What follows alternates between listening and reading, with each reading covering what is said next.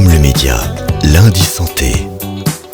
Lundi Santé désormais, c'est la thématique du lundi matin entre 8h et 9h. Aujourd'hui nous allons parler du bien-être au travail. Selon de nombreuses études récentes, l'engagement des employés joue un rôle crucial dans la permanence globale d'une entreprise. Celui-ci ayant un impact significatif sur le bien-être des salariés.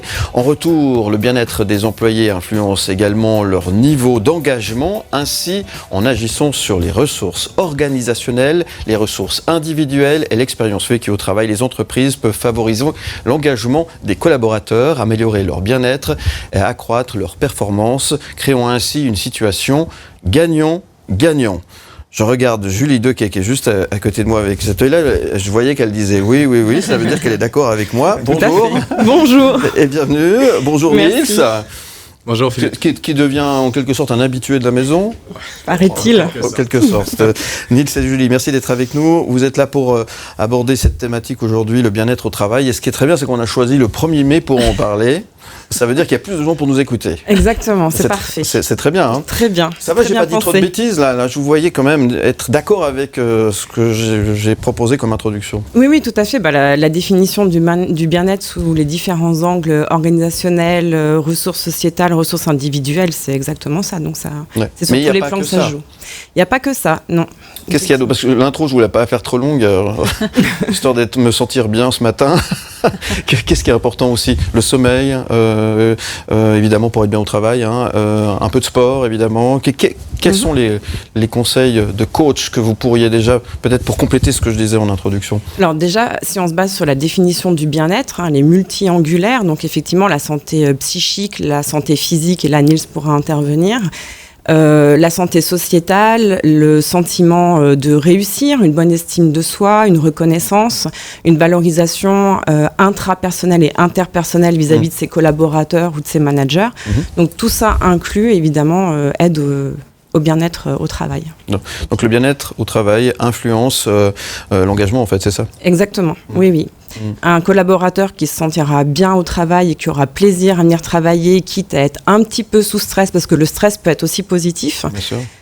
Du coup, va s'engager beaucoup plus, va être aussi force de proposition, avec une prise d'initiative, avec une meilleure réussite, un meilleur focus et donc un meilleur résultat aussi pour l'entreprise. Donc l'engagement, oui, effectivement. Et ce qui est un peu paradoxal finalement, c'est que pour être bien au travail, il faut savoir décrocher aussi de temps en temps et pourquoi pas faire un peu de sport, se bouger. Et c'est pas Nils qui va dire le contraire. Non, c'est pas moi qui vais dire le contraire, Philippe. Ouais. En effet, le sport apporte ce moment de calme, de détente potentiellement. Ça permet de sortir tout simplement du cadre de travail, de sortir son esprit éventuellement du cadre du travail pour se focaliser sur son corps, sur tout simplement ses pensées, sur ce qui nous rend bien.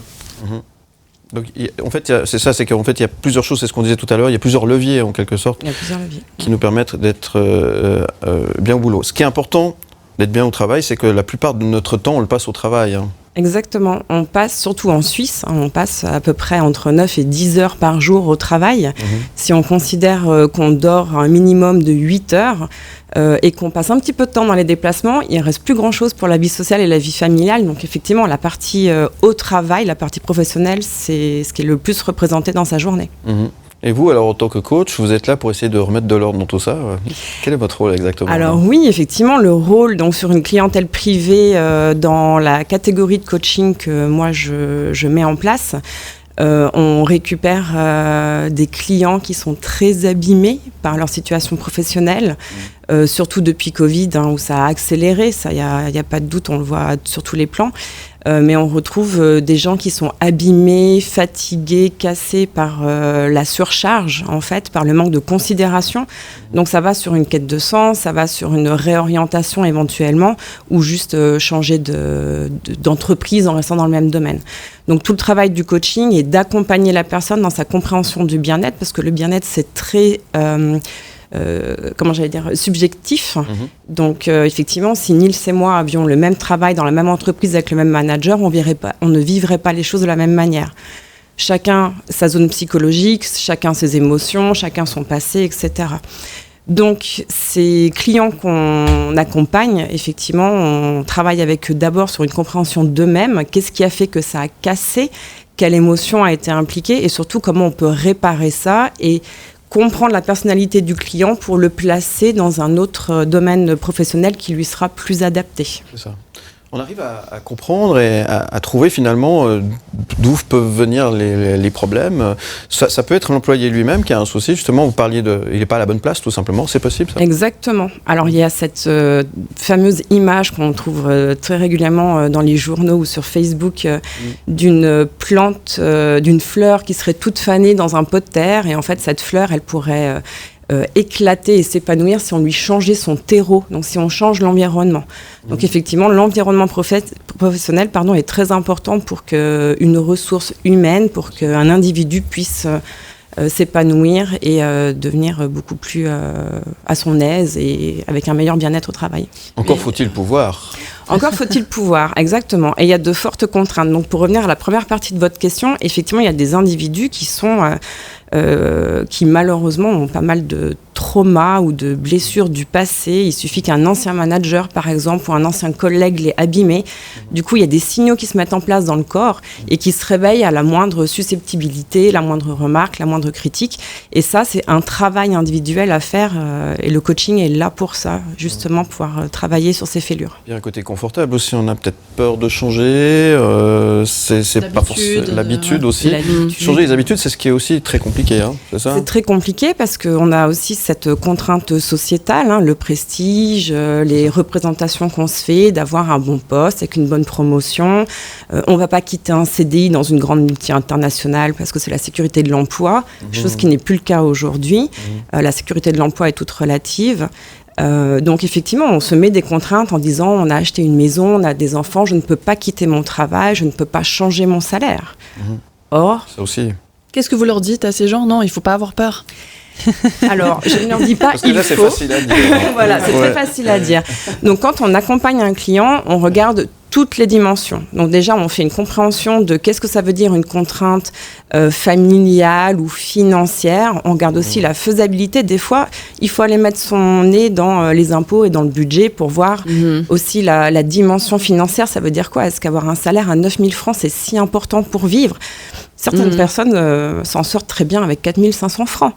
Ça dépend si la personne est individuelle ou en couple, etc. Donc, il y a pas mal de choses à considérer. Donc, tout l'accompagnement se fait sur le plan émotionnel, mais aussi sur les contraintes physiques, dans la représentation des contraintes physiques, en fait. Aime le média, lundi santé. Lundi santé, votre thématique désormais tous les lundis matins entre 8h et 9h. Très content d'accueillir sur le plateau Nils et Julie pour parler du bien-être au travail. On l'a évoqué il y a quelques instants avec Julie justement qui nous parlait notamment de cette éventuelle possibilité aussi de se dire que rien n'est gravé dans le marbre et qu'on peut peut-être aussi réfléchir à faire autre chose dans sa vie pour être un peu mieux dans sa vie, mieux dans son travail parce que finalement ça va de pair. Oui. Tout à fait, oui. Travail, vie, travail, ça va ensemble. Alors, pour moi, l'expression work-life balance, comme on dit en anglais, pour moi, elle ne fait pas beaucoup de sens parce que si on ne se sent pas bien à la maison, on amène naturellement ses soucis au travail et vice-versa. Surtout plus dans l'autre sens, en fait. Quand on ne se sent pas bien au travail, c'est aussi difficile de sourire avec ses enfants ou de pouvoir mieux se reposer avec ses amis. Pour moi, il n'y a pas de frontière, donc... C'est important. On parlait tout à l'heure de se dire que le salaire, c'était pas forcément quelque chose, un critère sur lequel il fallait... Oui, mais alors ça aussi, excusez-moi, c'est facile à dire, parce que quand on voit que les assurances augmentent, on voit que la vie augmente, les transports augmentent, les télécommunications augmentent, l'énergie augmente, aujourd'hui, ça peut être un vrai frein à penser comme vous êtes en train de sous-entendre. C'est assez compliqué aujourd'hui. Là, on a tous peur de savoir à quelle sauce on va être mangé à la fin de l'année avec les assurances notamment.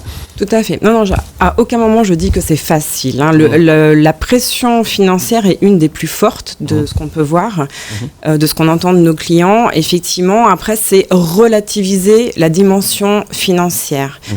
Quand on travaille 9 à 10 heures par jour ou même 12-15 heures, quand on a des responsabilités avec un gros salaire et un bonus à la fin de l'année, se séparer d'un bonus, c'est quand même, faut quand même arracher le scratch, quoi.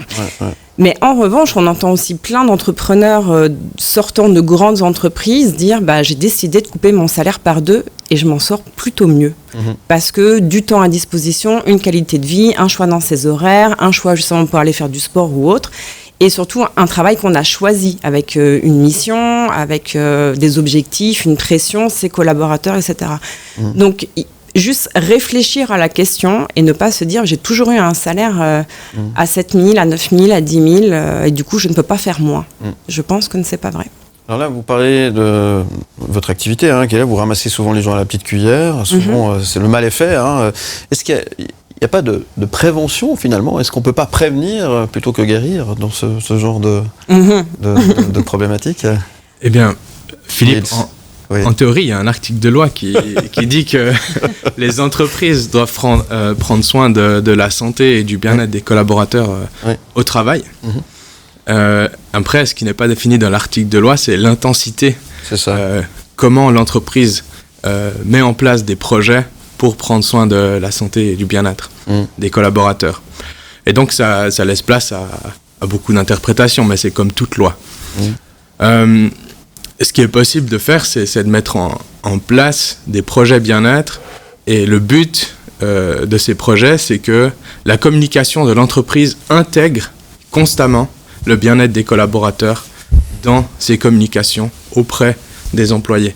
Et ça, si ça transparaît et si ça apparaît comme être la culture de l'entreprise, alors dans ce cas-là, les employés, ils ont l'impression, du moins, que l'information que l'entreprise veut vraiment bien prendre soin d'eux, de leur globalité. Elle peut également mettre des outils à disposition, comme le font beaucoup de sociétés, mais elle peut aussi les accompagner à travers l'utilisation de ces outils. Et là, je dirais que c'est encore plus intéressant d'accompagner les collaborateurs, soit en groupe, soit de manière individuelle, justement pour comprendre chaque personne, ce dont elle a besoin à l'instant T. Et tout dépend du moment dans notre vie dans lequel on est. Si on est jeune, sans famille, sans femme, sans conjoint, eh bien, on est dans une période de notre vie où on peut peut-être donner 150, 200% de son pour l'entreprise. Mais ensuite, peut-être que si on évolue et qu'on crée une famille avec notre conjoint, peut-être que là, on a envie de lever le pied et puis fournir un peu moins parce que le moment de notre vie ne nous le permet pas. Est-ce que c'est entendu ça par les entreprises, justement, les chefs ou même les RH, du coup? Oui, alors avec tout le respect que j'ai pour la fonction RH, ils ont aussi une pression d'objectif qui est plutôt une pression économique. Bien sûr. Mesurer le bien-être dans une entreprise, c'est une tâche très compliquée à faire. Et puis comme on discutait ce matin avec Nils, ce n'est pas l'idée de mettre un baby-foot au sein de la cafette que ça va améliorer le bien-être des collaborateurs. Donc tout ce qui est prévention est souvent, c'est pas tabou, mais c'est un petit peu pathos, c'est un peu géré avec une main gauche, c'est un peu négligé. C'est un peu négligé, pas très bien. C'est comme ça donnait la sensation que le bien-être ça fait peur. Ça prend du temps. Ça prend du temps, c'est très versatile, c'est difficile à quantifier, à mesurer, à mettre en place. Il y a autant d'individus chaque individu a sa propre définition du bien-être, donc comment synthétiser puis rendre tout le monde content, c'est un peu délicat. En même temps, il faut que l'entreprise fonctionne, qu'il y ait un retour sur investissement. Donc la prévention du bien-être est assez délicate dans les entreprises, mais il y a tout à y gagner. Il y a tout à y gagner. Je vois très peu de coaching proposé à des collaborateurs de première ligne. Souvent, ce sont les CEO, les directeurs ou les hauts managers qui sont coachés, ou c'est même inclus dans leur package salarial, on va dire, ou en tout cas de formation continue. Mais je vois très peu de coaching pour les premières lignes. Or, les premières lignes, c'est quand même celles qui font le travail à la base. Se rendre malade pour le travail, c'est un vrai paradoxe, en fait. C'est un vrai paradoxe. Ouais. Mais c'est très suisse en même temps. C'est très suisse. On dit le travail fait la santé, ou c'est la santé. Ouais. Ça peut se questionner. Julie a parlé de retour sur investissement. Ouais. Et souvent, les entreprises dans notre société dans laquelle on vit cherchent un retour sur investissement financier. Souvent, on veut des chiffres et c'est quelque chose de tangible, les chiffres. Sauf que le bien-être, c'est humain, c'est intangible. Et donc, peut-être que la réflexion à avoir, c'est d'avoir un retour sur investissement humain et pas forcément directement financier. Parce que le retour sur investissement humain amènera de facto à un retour sur investissement financier. Mais ça peut prendre du temps. Et c'est là la difficulté. Parce que tout doit aller vite aujourd'hui. Exactement. Quel temps nous voulons allouer pour améliorer le bien-être de nos collaborateurs. On ne prend pas 6 mois pour abîmer un collaborateur, ça prend du temps et ça prend le même temps pour en prendre soin, pour le reconstruire. Aime le média, lundi santé. Votre rendez-vous du lundi entre 8h et 9h. Vos messages sont les bienvenus au 079 121 9000 par WhatsApp uniquement ou via le QR code qui s'affiche sur le bas de votre écran. Nous sommes avec Nils et Julie qui nous parlent du bien-être au travail justement et qui nous donnent plein de bons tuyaux, quelques pistes aussi et qui nous mettent en face de cette réalité. C'est pas simple, c'est assez compliqué. La prévention, c'est pas ça non plus. On en parlait il y a quelques instants. Est-ce que après Covid, ça a changé les choses? Est-ce qu'il y a quelque chose qui a changé? Est-ce que le Covid a donné une prise de conscience en quelque sorte? Est-ce que ça a changé les paramètres de votre activité? Alors, ce qui est très visible, c'est que le paramètre principal qui a changé, c'est la possibilité de faire du télétravail. Au début, ça a été vu, alors on a peu de recul, du coup, c'est il y a quelques mois, quelques années éventuellement. Ce qui a été perçu très rapidement, c'est la possibilité de faire donc le télétravail, de pouvoir mieux s'organiser au niveau des horaires, des enfants, etc., avoir le temps de lancer sa machine à midi et pour autant être à l'heure pour une réunion. C'est ça. En revanche, ça a rajouté une pression. C'est ça. C'est-à-dire que la définition d'horaire est beaucoup plus floue. Donc, on se permet de regarder ses emails aussi sur des moments de pause ou après manger, etc. Et surtout, il y a quand même une pression de l'entreprise qui n'a pas encore tout à fait accepté parce qu'il y a un manque de surveillance potentielle. C'est ça. Or, a-t-on besoin de surveiller ses collaborateurs?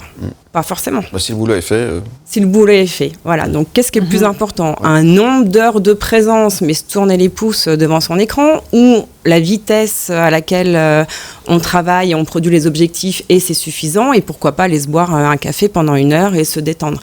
Donc, on est encore dans cette phase de construction à se dire, mais en fait, le Covid a ouvert une porte. Maintenant, comment on met le contrôle sur cette porte? Qu'est-ce qui est possible ou pas? Comment je fais? Comment, même moi, en termes d'individu, je peux m'adapter pour pas... On parlait de la frontière work-life balance, professionnel-privé. Se protéger par rapport à ça, à la maison, et puis pas faire ses emails à 23h. Sauf si c'est un choix. Donc pas si bien ça, parce que finalement, la maison devrait être un espace où justement le travail fait pas partie du décor en quelque sorte, et là du coup le travail entre à la maison et les limites sont effectivement... il faut savoir réussir à mettre ces fameuses limites, ou placer le curseur, comme on dit. Exactement. Et puis, la difficulté supplémentaire, c'est quand on n'a pas une salle dédiée à ça, on a certainement les classeurs et l'ordinateur dans le salon, ou même dans la chambre, ou dans le couloir. Donc, on voit la pression, les objectifs, les responsabilités, ils sont tout le temps sous nos yeux, même quand on essaye de faire autre chose de sa vie, de se relaxer, de vivre avec ses enfants. Donc, c'est vrai que ça ajoute une pression différente. Moi, il me semble que c'est une question de temps, qu'on s'y habitue, que chacun trouve ses marques et surtout que ça soit accepté par les entreprises pour éviter de mettre une pression de surveillance qui n'a pas lieu d'être. Mais oui, parce que ça, c'est pas trop la philosophie en Suisse, j'ai l'impression, c'est plus des philosophies américaines plutôt, où ils laissent aussi, l'horaire libre, etc. Là, c'est pas encore assez... Non, mais parce que c'est tout récent. Ancré, Et puis, effectivement, il y a une peur qui s'est installée de la part des employeurs, des entreprises, pour pas que ça échappe à leur contrôle. Il y a de ce côté-là, et puis c'est comme tout changement. Il y a une petite résistance au changement au départ, et puis après, il faut trouver ses frontières et puis le mettre en place par la suite. Mais j'ai bon espoir que ça soit plus intégré. Donc, télétravail, oui, mais... On est un grand Exactement. mais, c'est ça. Alors, on a reçu quelques messages pour vous ce matin au 079 121 9000. En voici quelques-uns. C'est Elsa qui a recueilli tous ces SMS WhatsApp que nous avons reçus sur le numéro 079 121 9000. On a Régis qui dit: que nous conseillez-vous de faire pendant notre pause de 15 minutes ou celle de midi? Nils, pour se des exercices des pompes. Bien, non, si on a 120 squats. Non, moi je conseillerais déjà d'aller prendre l'air, d'aller marcher. C'est aussi une activité physique, ça permet de respirer, d'aller marcher peut-être avec un collègue qui serait peut-être un ami pour parler de son bien-être mental ou juste simplement de ce qui se passe de la journée. De s'évader, de dire on va faire quoi ce soir ou n'importe. Je proposerais de faire ça. Donc de prendre du temps un peu pour soi. Pour aérer la tête. Tout simplement, prendre du temps pour soi, pour se changer les idées. Ça peut être même en mangeant tout seul, en s'ennuyant, en réfléchissant à sa famille. S'ennuyer, c'est important de s'ennuyer de temps en temps. C'est vrai, vous êtes d'accord avec ça? On ne sait plus faire. On ne sait plus faire, surtout avec les réseaux sociaux, les téléphones, etc. On ne sait plus s'ennuyer. D'autres messages, Le département management est-il assez conscient du bien-être des employés en général dans les entreprises suisses, j'imagine? Alors, déjà, faire une généralité, c'est un petit peu délicat, ça dépend des entreprises, évidemment. Ensuite, les managers, est-ce qu'ils en sont conscients? Ils en sont conscients parce qu'il y a forcément une charge sur les collaborateurs pour atteindre les objectifs de l'année. Donc, on veut éviter l'arrêt de travail, sinon, c'est déjà à flux tendu. Donc, si on a un collaborateur en arrêt de travail, ça va être encore plus à flux tendu. En revanche, est-ce qu'il y a des objectifs mis en place par l'entreprise au niveau des ressources humaines et du management sur le bien-être et comment le quantifier? C'est beaucoup plus rare à trouver. Après, on voit que maintenant, il y a les Chief Happiness Officers qui existent, ce nouveau job à la mode. C'est pas dans toutes les entreprises et puis c'est pas encore un travail qui est régulé avec des objectifs clairs, on va dire. Mais ça se met en place. C'est trop peu et pas assez de prévention. Beaucoup de sociétés organisent ce qu'on appelle les team building. Ça, c'est bien ou bien c'est un peu de la poudre de perlimpinpin? Alors, cela dépend en fait. Cela dépend avec dans quelle intention c'est mis en place par l'entreprise.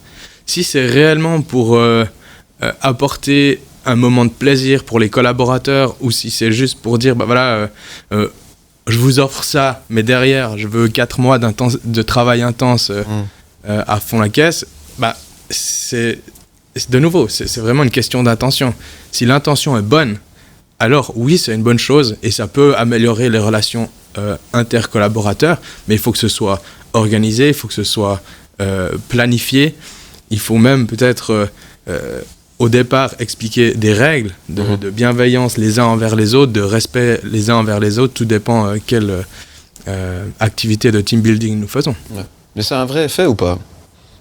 Qu'est-ce qu'on peut dire? Est-ce qu'il y a des bilans de ce genre de choses organisées? Vous avez l'air un peu sceptique, Alors, Julie. Oui, parce que en fait, comme disait Niels, ça dépend de l'intention. Si c'est un one-shot, si c'est fait une fois par an, quel est l'intérêt au final et puis comment on mesure les effets. Souvent, en fin de journée, on s'apprécie tellement, on a tellement rigolé qu'on dit ça va bien se passer, on va faire des lunchs ensemble, on va mettre ça en place. Et puis en fait, il n'y a pas de suivi, puis il n'y a rien qui est mis en place sur le long terme.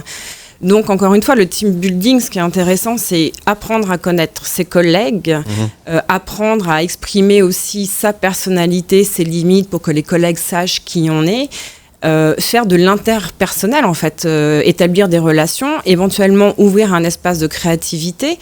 Ça peut être développer un peu d'innovation, comment on peut mieux travailler en équipe tout en le faisant en s'amusant. Mais il faut que ça soit régulier, avec un compte-rendu mis en place dans la durée.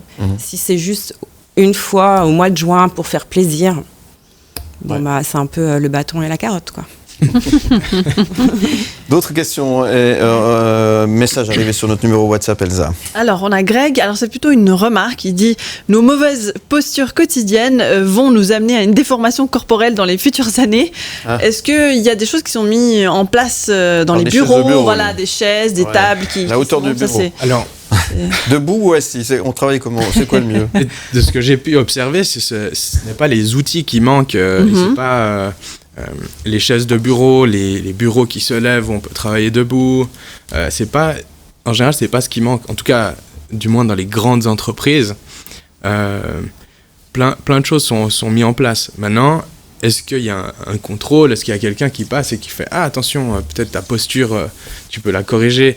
Ah, venez, toute l'équipe, on fait des exercices d'étirement, on va améliorer notre mobilité. » Parce qu'on se rend pas compte comment on se tient, des fois, on est... Exactement, des fois on est crispé, puis tout d'un coup, on relâche les épaules, puis on se dit « Oula, j'étais en train de, ouais, mais de devenir une tortue. » Sourd, mais même pour nous qui travaillons dans le domaine, je veux dire, on n'est pas à l'abri de tout cela. On essaye d'y faire attention pour nous-mêmes, mais...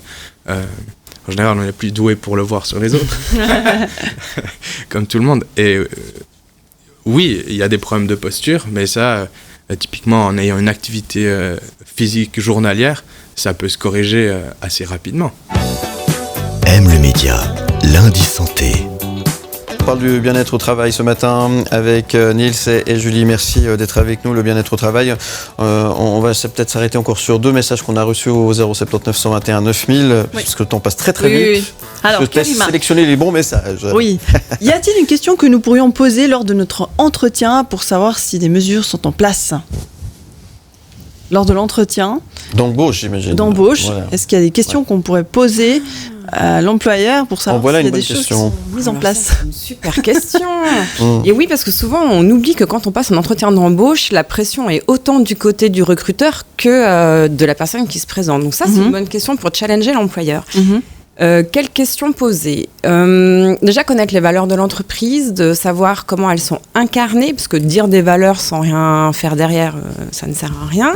Donc l'incarnation des valeurs, effectivement, s'il y a une flexibilité dans les horaires, s'il y a possibilité de faire du sport, s'il y a possibilité de se faire accompagner par un coach, ça peut être un coach d'équipe ou un coach individuel, ou en tout cas une contribution financière éventuellement à se faire aider. Et puis, peut-être demander aussi le taux de turnover des équipes. Il y a combien de personnes qui ont démissionné dans les 6 derniers mois? Vous avez recruté combien de personnes? Pour quelles raisons? Tester un peu sentir le flux, en fait. Ça peut être aussi intéressant de ce côté-là. Okay. Ça va décontenancer les recruteurs, ce genre de questions. Ok, Théo, pourquoi l'équilibre émotionnel des personnes est une dimension rarement prise en compte et difficile à appréhender dans le cadre du travail? Parce que les émotions font peur. Depuis qu'on est enfant, quand on pleure parce qu'on est triste, on dit « Ah, mais arrête de pleurer, ça va passer ». Pourquoi minimiser des émotions? Ça fait peur, tout simplement. Quelqu'un qui rit aux éclats dans un open space, ça gêne. Et en fait, la dimension émotionnelle est très peu considérée, déjà, parce qu'on n'est pas éduqué à ça dans notre tendre enfance, à l'école. Maintenant, c'est en train de se mettre en place pour les nouvelles générations, mais nos générations n'ont pas eu ça à l'école. Nos parents, avec tout l'amour que j'ai pour nos parents, en tout cas pour les miens, ont souvent bafoué nos émotions, ont essayé de les cacher. Au travail, on n'a pas le droit de dire qu'on est fatigué, qu'on a peur ou qu'on a envie de pleurer. C'est hyper mal vu, c'est vu comme une fragilité, alors que c'est une vulnérabilité, ce qui n'est pas la même chose. Et vice versa, et puis et tout le reste en fait. Si moi je pleure et que ça met mal à l'aise mon collaborateur, du coup lui il va se sentir mal, il va pas savoir comment réagir. Bref, l'éducation émotionnelle, c'est clairement quelque chose à mettre en place dans les entreprises, c'est hyper important, c'est une façon de s'exprimer. Merci Julie de Cassis. Si les gens qui nous suivent, qui nous regardent, qui vous écoutent, ont besoin d'être conseillés, est-ce que vous êtes à disposition des téléspectateurs et auditeurs? Avec grand plaisir. Comment est-ce qu'on fait pour rentrer en contact avec vous, avec Niels ou avec vous? Alors, moi, je travaille pour l'entreprise Eleven & Co, où nous avons un site internet avec un numéro de téléphone et un email. Donc, pour ceux qui souhaitent des renseignements, que ce soit entreprise, individu, comme j'aime dire, première ligne ou manager, n'hésitez pas à nous contacter. On sera un plaisir de répondre à vos questions et amener des conseils. Vous avez un site internet peut-être? Oui.